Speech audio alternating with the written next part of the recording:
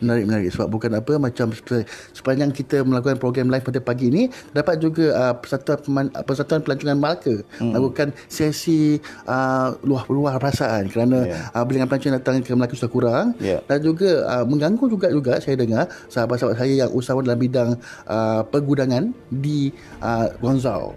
Jadi bila mereka melakukan perkara begitu, mereka di Malaysia boleh menempah barang sekarang, tapi barangnya akan dapat selepas virus wabak ini berkurangan atau berjaya dibanteras. Jadi ganggu gugat juga beberapa period tempoh masa dalam perniagaan di Malaysia dan juga luar Malaysia. Baiklah. Okey, sebelum kita ke soalan seterusnya, kasih YB Datuk rehat sekejap. Kita nak beritahu pada semua terima kasih kerana setia bersama kita di live Facebook kita. Sila share link live Facebook kita ke semua grup-grup ataupun mana-mana media sosial yang anda ada, dan terima kasih diucapkan kepada Dewan Negara Malaysia Negeri Melaka yang diwakili oleh saudara Tuan Haji Halim Hussein kerana mewakili TPM Negeri Melaka kerana mengajukan program ini dengan kerjasama Kelab Wanita Permata Kota Melaka. Sebelum dia bersorak, tak boleh sorak sangat sebab tak makan tengah lagi juga wakil daripada kementerian kita sudah tentu yang kita kasihi di mana Menteri Industri kita Wabi Datuk Syamsul Iskandar yang mewakili, dan juga Ahli Parlimen Bukit Katil. Sekarang tak Antua Jaya dah Bukit Katil balik Antua Jaya. Dan yang paling penting sekali kepada mereka yang ada di luar sana, sila komen soalan-soalan jika anda nanya soalan pada YB kita. InsyaAllah kita akan baca mana yang sempat. Kalau tadi ada masalah teknikal tadi, tapi tidak mengapa, kita ke soalan yang seterusnya. Soalan yang seterusnya mungkin diminati oleh mereka yang betul-betul dalam industri berat-berat sebegini, industri ekspor ke. Okey, tentang IR 4.0, iaitu Industrial Revolution 4.0. Pengaruh kepada industri di Malaysia. Adakah luar negara yang terkesan atau Malaysia juga terkesan? IR 4.0 ini adalah suatu perkara yang kerajaan tentunya memberikan tumpuan, kerana ianya memberikan soal aspek revolusi industri berasaskan digital. Saya ambil contoh misalnya satu lawatan saya di sebuah kilang waktu kami membuat lawatan kerja di Tehran, di Iran. Kerana Tehran ni ada beberapa kilang yang memproses minyak sawit, dan mereka itu memang dari segi production kilang itu amat mengkagumkan. Kalau kita bercakap tentang IR 4.0, mereka di sana ada kilang-kilang yang saya hadiri, yang saya lawati itu, di dalam kilang tersebut udaranya pun HEPA quality, dan HEPA quality. Jadi udaranya itu diproses dan sihat dalam kilang. Kemudian saya ambil contoh misalnya forklift. Kalau di beberapa kilang kita tengok ada menggunakan pemandu. Forkliftnya pun tidak ada pemandu. Jadi agak semua computerized. Jadi ambil daripada misalnya lawatan tersebut, yang boleh saya pelajari ialah kita sekarang ini dengan kemajuan teknologi dalam negara kita, sudah pastilah kita yakin banyak rakyat di luar ataupun ramai rakyat di luar sana yang dari segi aspek digital ni cukup bermutu. Cuma bagaimana ingin kita salurkan supaya ada berlaku suatu sinergi antara rakyat kita yang mempunyai kepakaran dengan peluang-peluang yang disediakan oleh sama ada pelabur-pelabur swasta ataupun peniaga-peniaga yang akan meningkatkan lagi produktiviti melalui aspek digital. Dia tidak lagi kita bercakap soal perkara-perkara misalnya labor intensif yang memerlukan pekerja yang ramai, kerana ada beberapa hal yang mana pekerjaan itu tidak diperlukan lagi, hanya memerlukan mereka yang mahir dalam aspek digital, robotik dan lain-lain. Saya ambil contoh misalnya dalam Kementerian Industri Utama. Sewaktu saya membuat lawatan kerja di Perlis, di sana untuk kita gunakan ataupun nak tabur baja di kawasan hampir seluas 200-300 ekar yang ditanam kenaf, itu terpaksa menggunakan drone.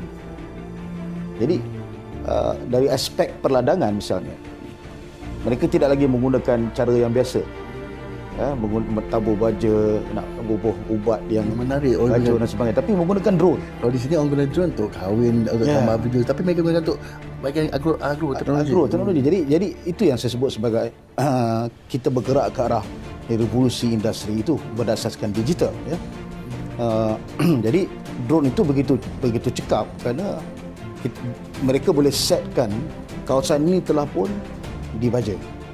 Dan bila baterinya habis, dia patah balik ke pangkalan, dia akan pergi balik ke tempat yang belum dibaja. Jadi boleh set. Jadi itu pada saya amat mengagumkan kerana kita bercakap tentang negeri di sebelah utara kan, di Perlis, tetapi teknologinya itu boleh, saya fikir pengalaman itu boleh kita bawa ke negeri kita Melaka ini. Jadi secara kesimpulannya, kita tidak boleh lari daripada berhadapan dengan realiti. Ada orang yang menyatakan bahawa dengan adanya Air 4.0 ini mungkin dari segi peluang pekerjaan akan berkurang. Saya lihat dari sisi yang lain. Saya lihat dari sisi maknanya dengan berlakunya Air 4.0 ini sebenarnya peluang-peluang pekerjaan yang mempunyai tambah nilai itu akan bertambah. Saya ambil contoh misalnya, kalau dahulu kita bercakap tentang taksi. Betul, taksi. Jadi kita perlukan orang untuk memandu taksi. Mesti ada license, mesti ada segala macam bentuk pelesenan. Taksinya juga warnanya standard, tak ada warna-warni. Kemudian datang Uber, kan? Konsep Uber itu dianggap sebagai konsep disruption atau mengganggu perniagaan yang konvensi. Betul. Sekarang kita ada Grab. Okay? Hasbi pun boleh part time, kalau agak malas kat rumah, boleh. Lepas habis program live ni boleh bawa Grab. Saya pun boleh juga bawa Grab. Mana semua boleh jadi pemandu taksi lah, quote and quote, kan.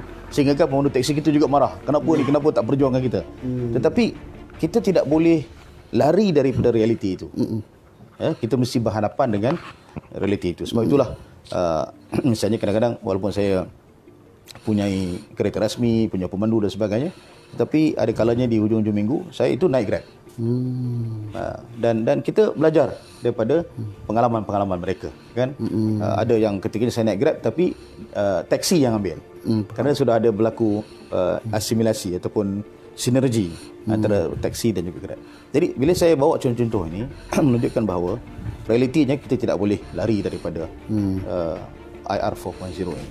Kita mesti berhadapan dengannya, dan dalam berarti kata yang lain, kerajaan, rakyat dan juga pemain-pemain industri, sama ada dari segi ekonomi dan sebagainya, perlu memikirkan satu pendekatan yang lebih baik, terutamanya kepada generasi-generasi muda ini yang apabila mereka selesai bekerja, belajar, dari segi peluang-peluang pekerjaan bukan lagi peluang-peluang pekerjaan yang konvensional. Misalnya akan datang mungkin mereka yang dari segi prospek, misalnya e-sports, e-gaming akan jadi lebih baik, kan.